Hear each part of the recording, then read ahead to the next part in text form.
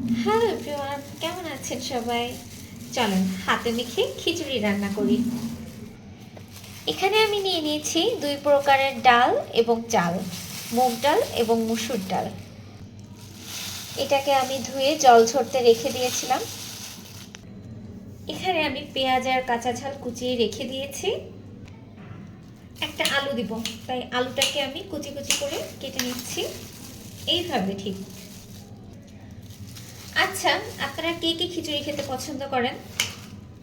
হাতে মেখে খেতে পছন্দ করেন, নাকি ভুনা খেতে পছন্দ করেন, নাকি ল্যাটকা খিচুড়ি? ঠিক এরকম একটা শেপ করে নিলাম।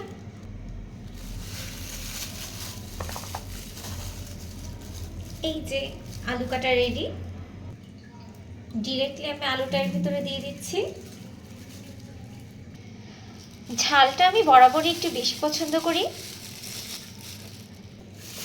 শুকনা ঝালের পরিমাণটা আমি কম দিব, এই জন্য আমি কাঁচা ঝালটা একটু বেশিই দিয়ে দিয়েছি। সব কিছু দিয়ে আমি একবারে মাখাবো। চলো পেঁয়াজ কুচি দিয়ে দিই। এখানে আমি মোটামুটি বেশ কিছুটা পেঁয়াজ কুচি দিচ্ছি। কুচিটা সুন্দর হয়েছে না? একদম মিহি,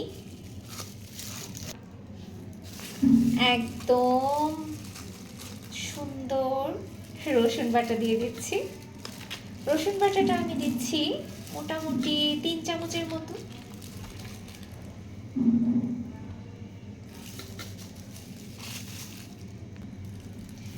এবার চলো দিয়ে দিই আদা বাটা। আদাটা আমি বেশি দিব না, খুবই কম।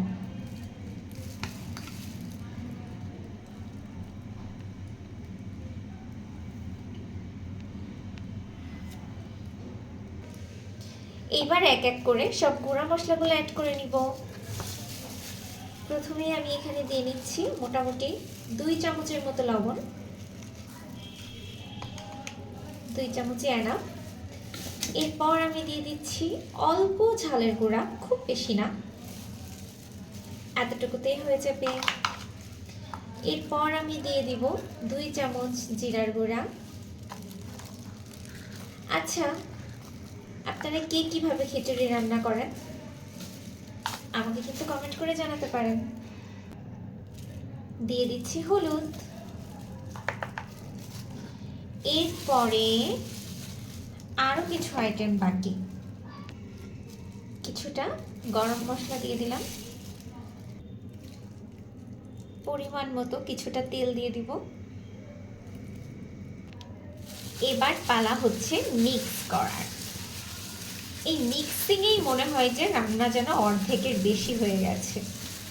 এই মিক্স করার সময় এত সুন্দর একটা ফ্লেভার আসে, মনে হয় যেন রান্না তো অর্ধেকের বেশি এখানেই শেষ। এখানে আমি কিছুটা সরিষার তেলও অ্যাড করলাম। এবার পালা হচ্ছে মিক্স। যত ভালো করে মিক্স করা যায় এই খিচুড়িটা কিন্তু তত বেশি টেস্ট হয়।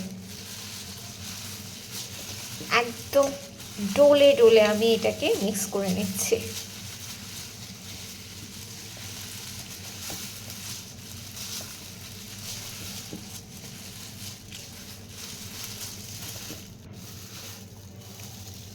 কমপ্লিট।